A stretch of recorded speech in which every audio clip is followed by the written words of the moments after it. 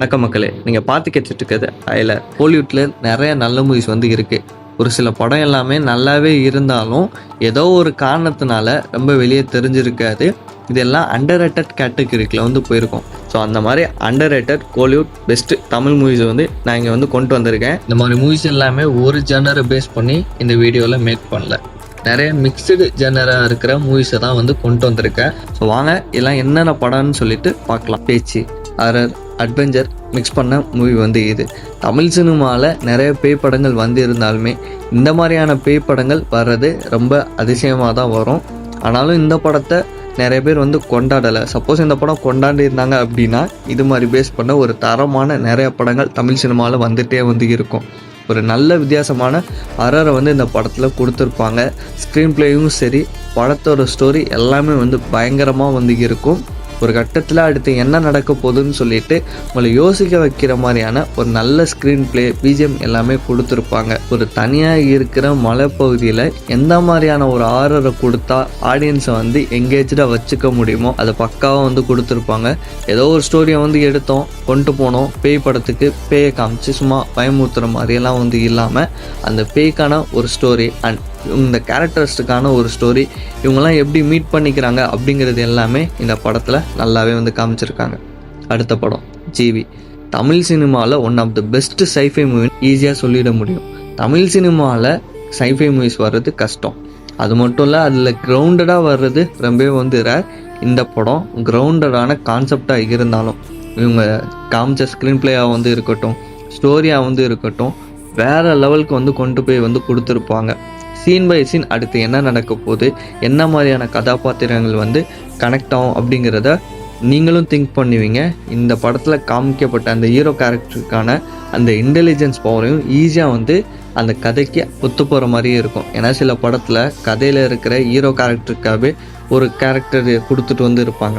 கதைக்கும் அதுக்கும் ஒரு சில நேரம் சம்மந்தமே இல்லாமல் இருக்கிற மாதிரி ஃபீல் ஆகிட்டே இருக்கும். ஆனால் இந்த படத்தில் அப்படியெல்லாம் வந்து இல்லாமல் அந்த கேரக்டர் இந்த மாதிரி யோசிக்கிறனால இந்த அளவுக்கு டீட்டெயிலிங்காக பண்ணுது அப்படிங்கிறத ஸ்க்ரீன் பிளேயில் காமிச்சதும் பெரிய விஷயம். இந்த படத்துக்கு பாட்டும் இருக்குது, அதுவுமே ரொம்ப நல்லா இருக்கும். அடுத்து Gypsy. One of the feel good மூவின்னு ஈஸியாக வந்து சொல்லிடலாம்.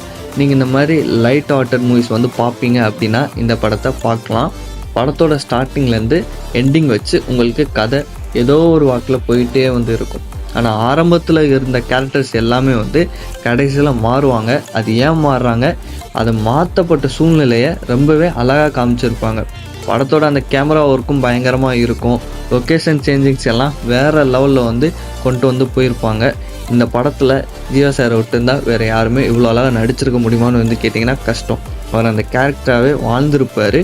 அது மட்டும் இல்லை, இந்த படத்தில் முக்கியமாக ஒரு குதிரையை வந்து காமிப்பாங்க. அந்த குதிரையை வச்சு தான் கதையை 2 வாட்டி வித்தியாசமாக 2 பெர்ஸ்பெக்டிவில் பார்க்குற மாதிரியான ஃபீலிங்கையும் கொண்டு வர முடியும். படத்தோட ஆரம்பத்தில் இந்த குதிரையை வச்சு நீங்கள் லைட் ஹார்ட்டட் மூவியாக வந்து பார்த்திங்கன்னா அதுக்கான படமாக வந்து இருக்கும். அதே குதிரையை வச்சு ஒரு அரசியல் மாதிரியான கண்ணோட்டத்தில் பார்த்தீங்கன்னா படம் அப்படியே வந்து மாறும். கண்டிப்பாக இந்த படத்தை பார்க்கலாம். கடைசி விவசாயி.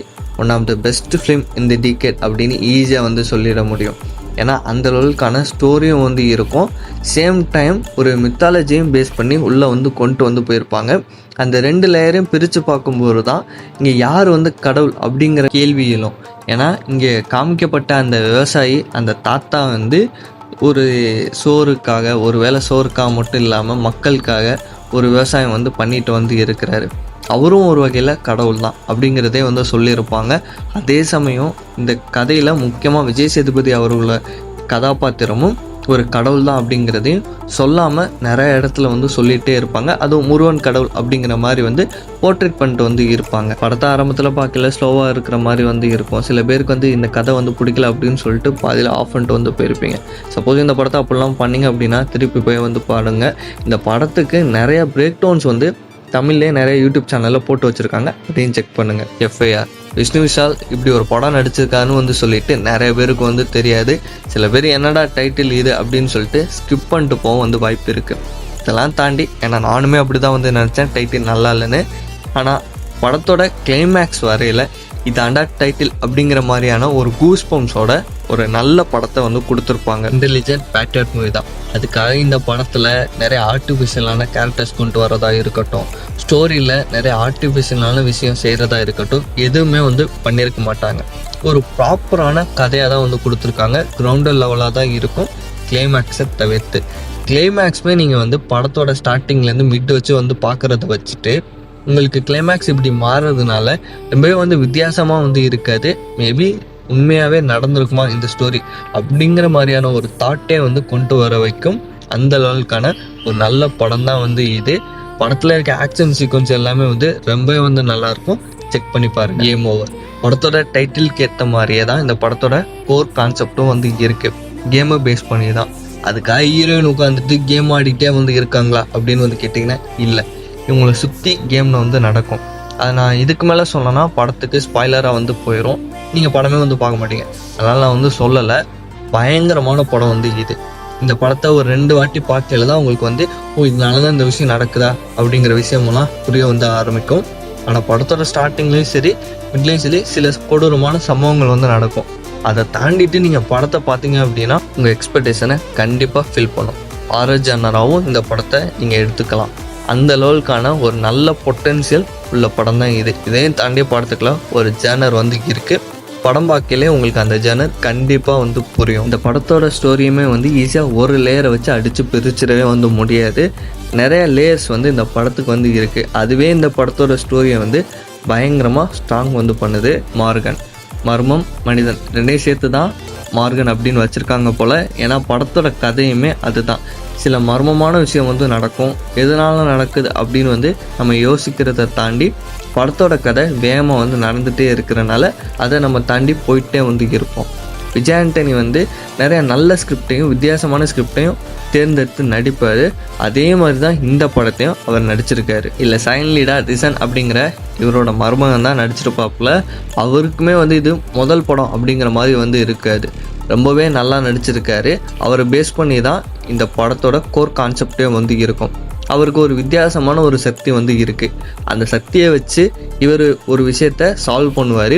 அதை எப்படி சால்வ் பண்ணுறாரு, அவருக்கே அது பிரச்சனையாக கூட மாறுற சினாரியோ வந்து போகும். அதுலேருந்து தப்புச்சாரா இல்லை அப்படிங்கிற ஒரு வித்தியாசமான ஒரு கதை, வித்தியாசமான ஒரு படம்.